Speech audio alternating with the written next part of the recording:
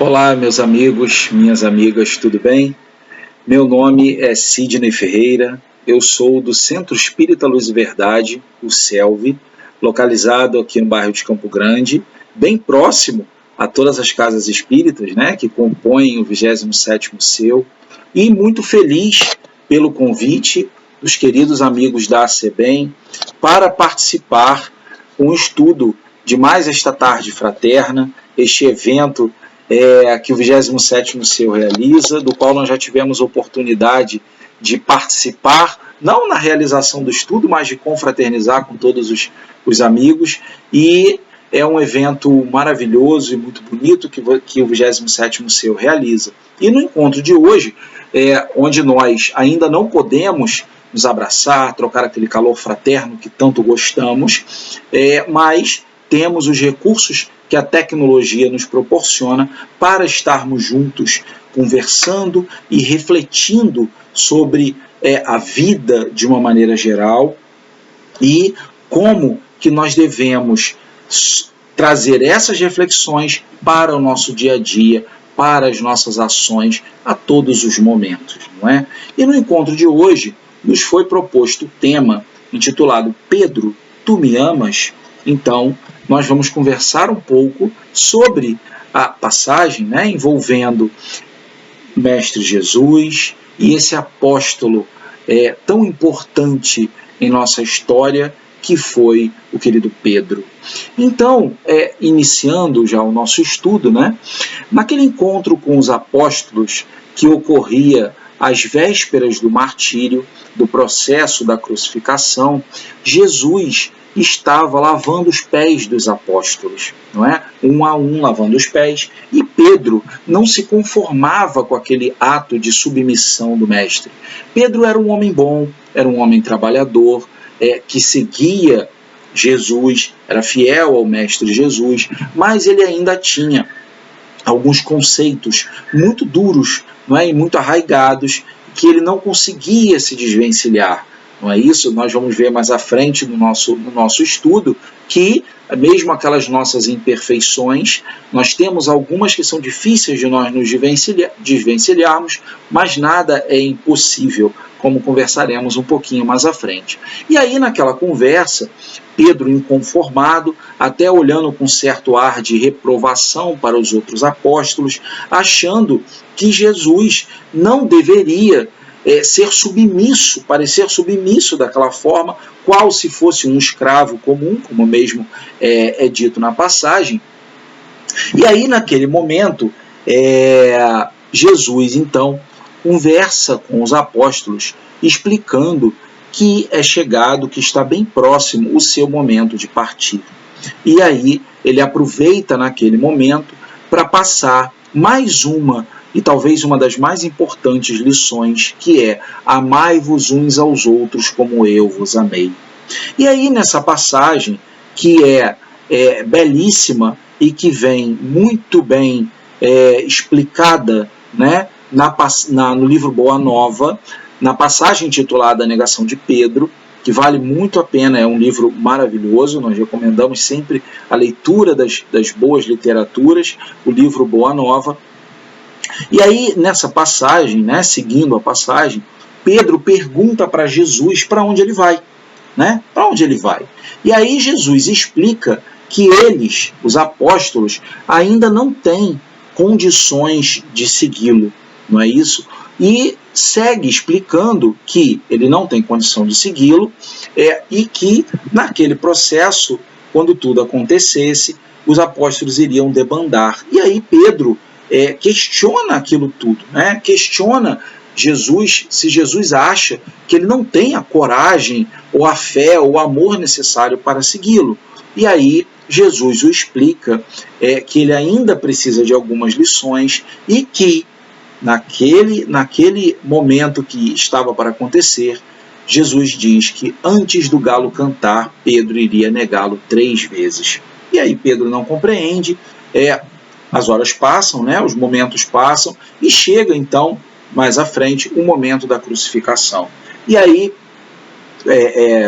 nós não vamos citar todos os detalhes da passagem, vamos nos ater ao que é mais relevante para o nosso estudo, quando Jesus já está trancafiado em uma cela, Pedro vai no intuito de ajudar o mestre e chega ao local onde estão várias pessoas, e ali o povo já havia sido colocado contra o Messias, contra Jesus, e aí Pedro é interpelado pela primeira vez quando chega naquela reunião de pessoas próxima ao local de onde Jesus estava preso.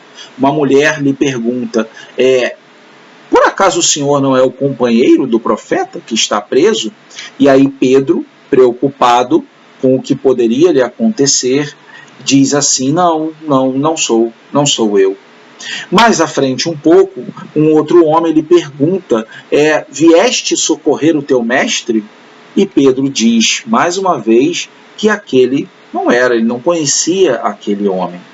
E depois, passadas mais algumas horas, um soldado veio e acusou Pedro de ser sim um discípulo de Jesus. E Pedro, mais uma vez, negou, dizendo que não era. Ele não era discípulo de Jesus. E logo depois, assim que ele dá essa resposta para o soldado, Pedro ouve o galo cantar. E quando Pedro ouve o galo cantar, ele sente uma angústia muito grande dentro de si, porque ele se lembra das palavras do mestre, e então ele olha em direção à cela onde Jesus estava preso e vê o semblante, a figura serena de Jesus olhando para ele. E aí ele se afasta daquele lugar e começa a chorar copiosamente, sofrendo de uma angústia infinita pelo erro, com a vontade imensa de pedir perdão a Jesus. É claro que a passagem é mais rica que isso, vale muito a pena estudar, tanto no Evangelho quanto no livro Boa Nova, mas para o nosso estudo de hoje, para a nossa realidade, o que é sempre muito importante, independente do que nós estejamos estudando, é muito importante nós trazermos para a nossa realidade, para a vida que nós temos e de que forma isso influencia na nossa vida positivamente. O que nós podemos fazer para influenciar positivamente. Então, trazendo essa realidade para cada um de nós, isso nos leva a alguns questionamentos. O primeiro deles é o seguinte: qual teria sido a nossa atitude naquele momento?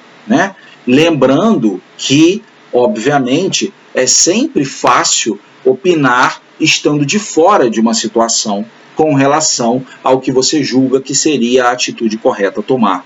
Então, se você agora diz assim, eu não teria feito o que Pedro fez, eu teria sido fiel a Jesus, e teria me posicionado, teria feito o que era possível para ajudar, mesmo que isso custasse a minha vida. Mas será? Não é isso? Será? E mais ainda, será que nós teríamos a força moral de Pedro, não só moral, mas de tudo que também envolveu, que depois, mesmo depois da crucificação de Jesus, e de ter sofrido por aquele erro cometido, que ele se reergueu e seguiu e continuou com a obra de Jesus. E aí, nessa pergunta que fica, qual teria sido a nossa atitude naquela época, se nós fizermos esse exercício mental de nos transportarmos para exatamente aquele momento e sermos interpelados nas 3 perguntas que foram feitas a Pedro, será que nós teríamos negado ou não? Então, independente da resposta literal, e eu digo literal pensando exclusivamente na situação, naquele cenário, independente de qual seria a resposta que vem à nossa mente, vamos então dar um salto de 2000 anos no tempo à frente, para mais exatamente 2021 anos, 2000 anos, mais de 2000 anos, e aí eu vou lhes fazer uma afirmação / pergunta, que com viés de confirmação, e se eu disser a vocês que todos nós agimos como Pedro agiu naquele momento no nosso dia a dia? É um pouco estranha essa afirmação, E essa pausa foi para a gente pensar um pouco sobre isso mesmo. Então, repetindo o que eu acabei de falar, e se eu disser que todos nós agimos como o apóstolo Pedro agiu naquele momento. Não é isso? Como que esse conceito da negação do Cristo, que eu acabei de falar, né, eu estou dizendo que nós, no nosso dia a dia, agimos como o apóstolo Pedro agiu naquela época. E aí vocês podem pensar naturalmente, mas como? Como nós fazemos? Eu não faço isso. Como que nós fazemos isso? Mas nós fazemos. Então, como essa negação ao Cristo, essa negação do Cristo, se aplica em nós, no nosso dia a dia e nas nossas vidas? E por que, mesmo assim, Jesus continua a acreditar em cada um de nós? O que Jesus espera de cada um de nós? Então vamos refletir um pouco e entender, não é, como que essa afirmação que nós fizemos se encaixa na nossa vida e no nosso dia a dia. Se nós pensarmos o que Jesus espera de nós, o que o Mestre Jesus espera de nós, a resposta para essa pergunta ela é tão simples quanto profunda, que nós sigamos os seus exemplos e os seus ensinamentos. É só isso, não é? Como se fosse fácil. E aí, se nós pensarmos, o que isso envolve? Seguir os exemplos de Jesus, seguir os ensinamentos de Jesus. Isso envolve caridade, isso envolve bondade, indulgência, perdão, humildade, fé, esperança, trabalho, amor ao próximo como a si mesmo e tantas outras virtudes que nós poderíamos ficar aqui citando, mas aí citamos as principais, não é isso? Então, caridade, bondade, perdão, fé, trabalho, amor ao próximo.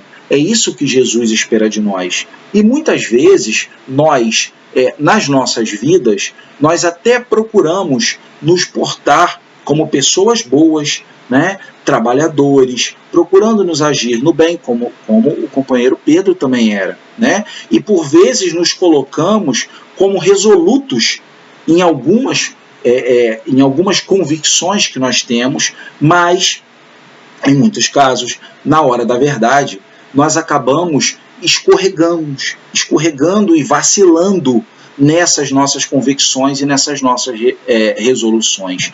E o que seriam, né? O que seriam essas escorregadas ou esses vacilos frente às convicções que nós temos, às resoluções que nós temos, de tudo que nós somos ou de que nós consideramos que somos?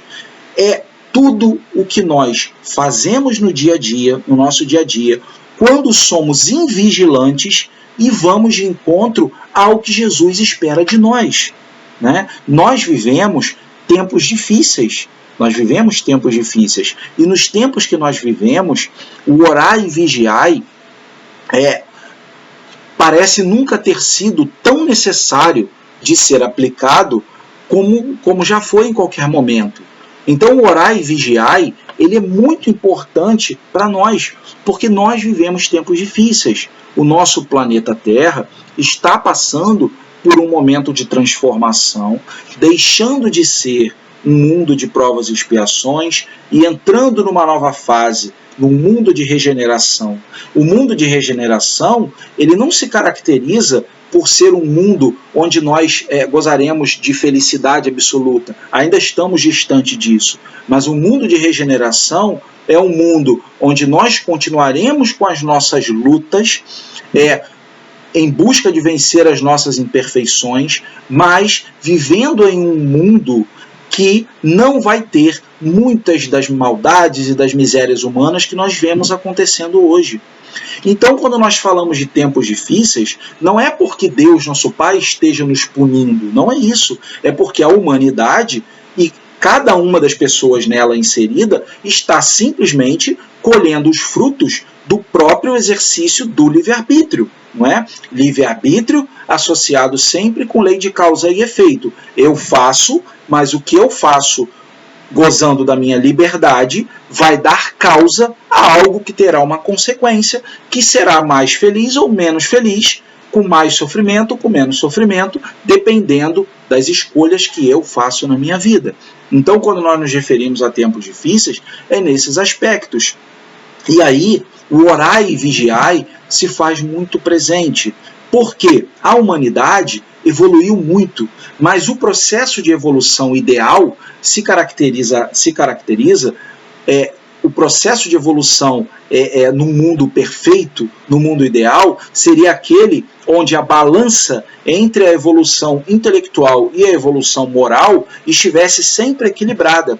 Mas o que nós vemos acontecer é que a humanidade avança muito intelectualmente e pouco moralmente.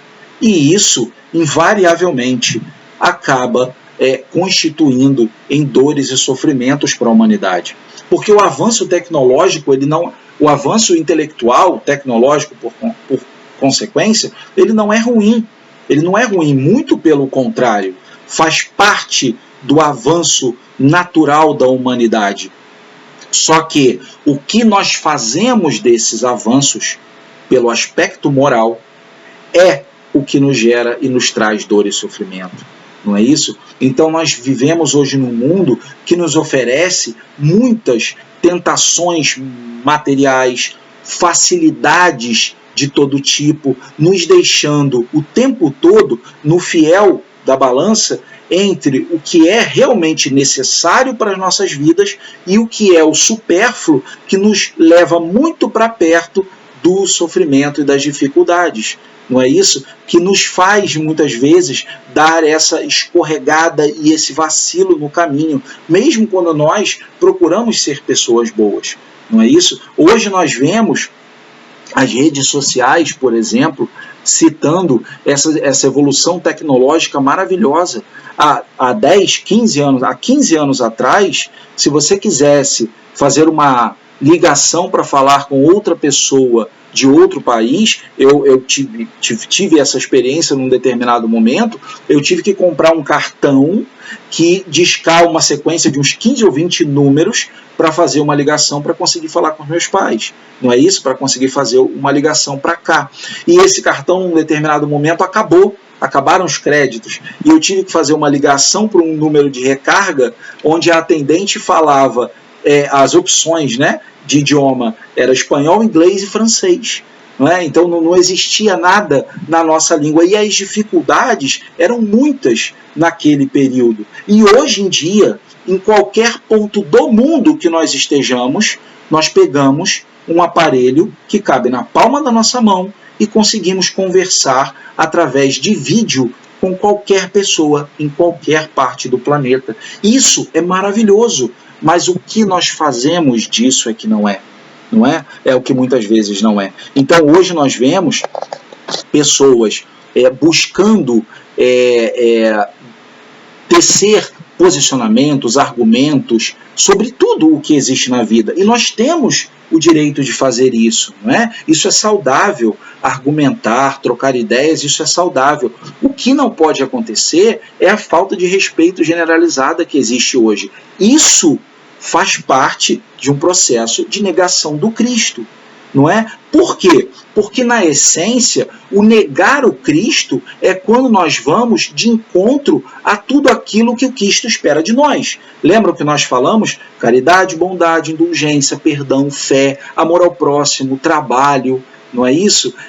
Todas essas características e muitas outras é o que o Cristo espera de nós. Então, quando nós não nos esforçamos para agir desta forma, nós, de certa forma, estamos sendo aquele Pedro que negou o Cristo no momento de maior, onde a sua fé e a sua perseverança foram postas à prova e ele vacilou. E muitas vezes isso acontece conosco. Então, nós entendemos os conceitos muitas vezes, mas na hora em que nós temos a oportunidade de ou nos calarmos, ou então de compartilharmos uma palavra amiga, de sermos respeitosos mesmo quando não são conosco, e etc, de muitas coisas que nós sabemos que estão acontecendo hoje, nós acabamos vacilando, não é? Lembrando que nós temos o nosso livre-arbítrio, lembrando que nós fazemos as nossas escolhas. Então é isso, essa é a grande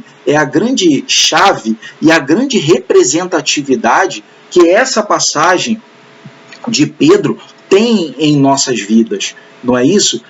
Porque quando nós falamos o amar, né? O tu me amas, o amar não é diretamente relacionado à pessoa, ao Espírito Jesus, o nosso irmão maior, não é? O tu me amas representa saber se nós estamos nos portando perante a vida, procurando seguir os passos e os exemplos de Jesus. Será que nós estamos? Né? Se Jesus perguntasse isso para nós hoje, será que nós estamos amando ou será que nós estamos negando com as vacilações e as escorregadas dos nossos pequenos gestos do dia a dia? Então essa é uma reflexão muito importante, mas ao mesmo tempo nós vemos Jesus como nosso irmão maior que acredita em nós, sabe do que nós somos capazes. E nós somos capazes de muito, não é isso? E o que Jesus faz para nós? Continua nos oferecendo oportunidades inúmeras para que nós possamos nos melhorar, não é? Oportunidades que surgem às vezes na caminhada, no nosso dia a dia, e que nós muitas vezes desperdiçamos. Então nós precisamos estar atentos. É aquela pessoa que chega até nós, às vezes do nada, alguém que você não vê há bastante tempo, uma pessoa com quem você não fala, uma mensagem que chega, né? Um áudio no WhatsApp, uma mensagem que vem ali, alguém que te para na rua, não é? Seja para pedir uma ajuda material, ou seja apenas para falar sobre alguma coisa. Aquela pessoa que veio até você, veio porque a espiritualidade procura sempre unir dois polos, aquele que precisa de ajuda com aquele que tem oportunidade, que tem condições de ajudar. E aí, isso tem dois objetivos. Um, de que aquele que precisa de ajuda receba aquela ajuda para seguir em sua caminhada. E que aquele que tem condições de ajudar está tendo mais uma oportunidade e uma prova de mostrar seu amor a Jesus. Não é isso? A tudo que Jesus representa, a tudo que ele espera de nós. Só que, muitas vezes, nós acabamos escorregando e vacilando, como citamos. Não é? E aí nós lembramos, falando especificamente da nossa doutrina espírita, né? Nós não temos como não nos lembrar do reconhece-se o verdadeiro espírita pela sua transformação moral e pelo esforço que faz em domar as suas más inclinações. Então, meus amigos, é claro que nós estarmos dentro da casa espírita, estudando, ajudando no passe, não é? Participando da evangelização, ajudando na mocidade, ajudando a botar água no copinho, a varrer a casa, não é isso? Participando dos almoços fraternos, tudo isso é muito importante. Mas como nós costumamos refletir nos estudos, quando nós estamos dentro da casa espírita, é fácil nós sermos bondosos, caridosos, fraternos, gentis, porque ali na casa espírita existe uma aura de proteção da espiritualidade para que os trabalhos que se propõem a realizar ali dentro sejam efetivamente realizados. Então, nós vamos dar provas da nossa transformação moral e do nosso esforço em domar as nossas más inclinações do portão para fora. Né? Do portão para fora. E aí eu me lembro até de uma historinha que eu vi recentemente. Era um vídeo, um videozinho animado, né? Que mostrava uma senhora vindo andando para o centro espírita. E dois obsessores acompanhando ela. Acompanhando, né? E aí, quando ela ingressa no centro espírita, aqueles obsessores meio que se chocam contra uma parede visível, e aquela que era a obsessora mais experiente diz ao outro que dali eles não podiam entrar. Ela não sabia porquê, mas eles não podiam entrar. E aí, aquela moça que chega no centro espírita cabisbaixa, ela sai revigorada, né? Ela sai revigorada, alegre, feliz. E aí, quando ela sai, aquele obsessor, digamos que é um pouco mais novo, tenta obsidiá-la e não consegue. E aí ele não entende bem e a outra fala, espera só um pouquinho. E aí ela vai saindo da casa espírita. Logo que ela ganha a calçada, alguns metros à frente, vem um transeunte, eles se chocam, né? Dá aquele encontrão, e aí ela fala, oh, você não olha por onde anda? Caramba, presta atenção, me bateu, não sei o quê. E aí toda aquela aura que estava em torno dela acaba se desfazendo, e aí os obsessores encontram a oportunidade de voltar a fazer o que ela estava fazendo. Então é isso, a nossa transformação moral, o nosso esforço para domar as nossas más inclinações, ele vai aparecer no nosso dia a dia, e nas inúmeras oportunidades que nós temos, do momento que acordamos até o momento que nos recolhemos de novo, dentro do nosso lar, principalmente dentro do nosso lar, no nosso meio social, no nosso meio de trabalho. É assim, no nosso dia a dia, que nós vamos negando Jesus, ou não, ou aceitando e seguindo os seus exemplos e ensinamentos e nos aproximando cada vez mais dele.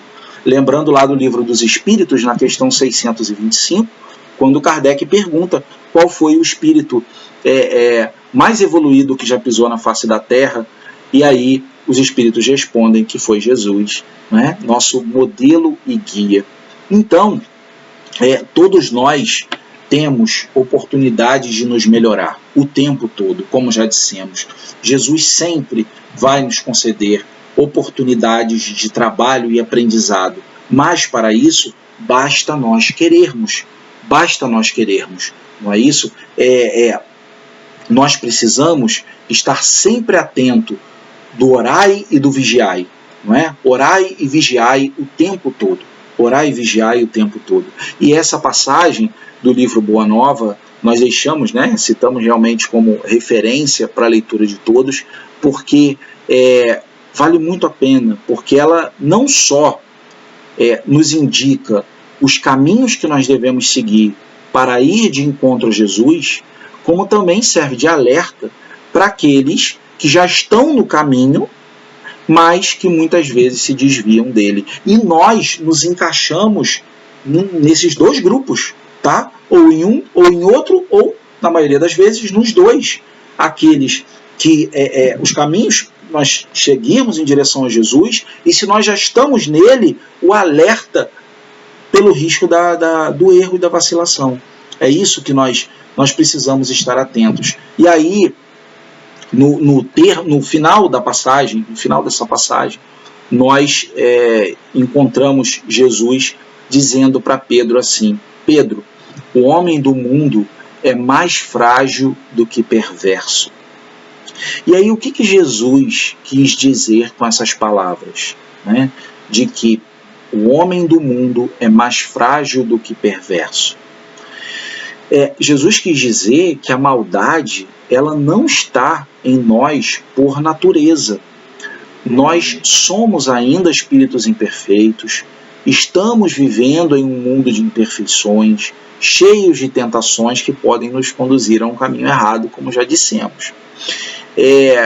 Mas Jesus nunca vai desistir de cada um de nós, não é? Porque nós fomos criados por Deus simples e ignorantes, não é? Fomos criados por nosso Pai e começamos a nossa jornada em busca de sermos espíritos perfeitos e felizes, espíritos angelicais, e todos nós chegaremos lá, não é? Então, a fragilidade que Jesus se refere, como nós podemos vencê-la e deixar de ser frágeis, não é? Na nossa caminhada. E o que nós podemos dizer sobre isso é que não existe fórmula mágica para nós deixarmos de ser frágeis, não é? O que existe é o trabalho.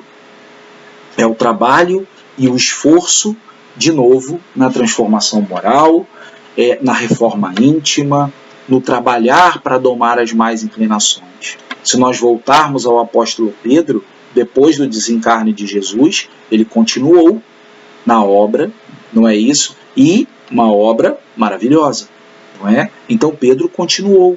E a oportunidade, assim como ocorreu para Pedro, está para todos nós. Então não existe uma fórmula mágica nesse processo de transformação. Existe o nosso esforço, não é isso? Nós sempre também costumamos lembrar de Santo Agostinho, que nos diz lá na passagem sobre o homem de bem, de qual era a fórmula dele para trabalhar as suas imperfeições. Ele dizia que quando ele ia se recolher para deitar, ele passava em vista como havia sido o seu dia. E aí ele via o que ele havia feito de errado, refletia sobre o que ele realmente deveria ter feito, e a partir dali ele vai trabalhar aquilo para que aquilo não volte a acontecer. É uma dica simples, não é? Mas que esbarra muitas vezes com o nosso orgulho e com a nossa falta de vontade na mudança.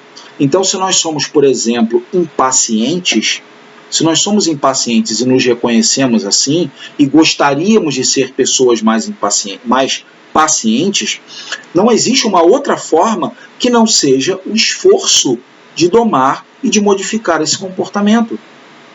Então, se na próxima situação em que eu me vi diante de algo em que a minha impaciência falaria mais alto, naquele exato momento eu tenho o meu livre-arbítrio garantido, né, para escolher se eu vou agir com impaciência, se eu vou me calar, o comportamento que eu vou ter. Então, se eu tenho essa escolha, eu posso não me deixar levar por aquele impulso inicial e mudar. Conseguimos isso de uma hora para outra? Não. Erraremos mais uma vez, mas é através do esforço que nós conseguimos, e assim para todas as nossas imperfeições. Então não tem fórmula mágica. Nós temos os bons espíritos nos ajudando, mas nós precisamos manter a porta aberta para eles, não é? De que forma que a gente mantém a porta aberta? Cultivando boas leituras, bons pensamentos, o culto do Evangelho no lar, a frequência na casa espírita, o buscar se instruir acerca das coisas da vida, o buscar ser vigilante sobre todos os momentos, buscar a oração. Através dessas ações, nós conseguimos deixar a porta aberta para que as boas influências vindas dos espíritos que querem nos ajudar, nos ajudem para que nós possamos nos melhorar. Além disso, nesse processo de deixar de ser frágeis, nós temos as leis de Deus que estão escritas em nossa consciência. Então, lá no fundo, em todo momento, nós saberemos o que é certo e o que é errado. E nós temos Jesus, esse nosso irmão maior, tão querido, governador do nosso planeta, que olha por todos nós, junto com a sua falange de mensageiros, nos ajudando e esperando a todo tempo que nós, ao invés de, muitas vezes, negarmos a Ele com as nossas atitudes, que nós aceitemos os seus exemplos e os seus ensinamentos em nossas vidas, caminhando cada vez mais rápido, a passos largos, para a perfeição e para a felicidade que nós tanto almejamos. Então, meus queridos amigos e amigas, essa é a mensagem que nós gostaríamos de deixar na reflexão de hoje, né? Desejando a todos que estejam bem, né? Que se cuidem, que Deus nosso Pai possa amparar a todos, que a espiritualidade boa e amiga, que nosso Senhor Jesus possa olhar por todos e que, mais uma vez, grato pelo convite e pelo estudo, em breve possamos nos reencontrar de novo e nos abraçar. Então, mais uma vez, muito obrigado pela atenção de todos e fiquemos com Deus.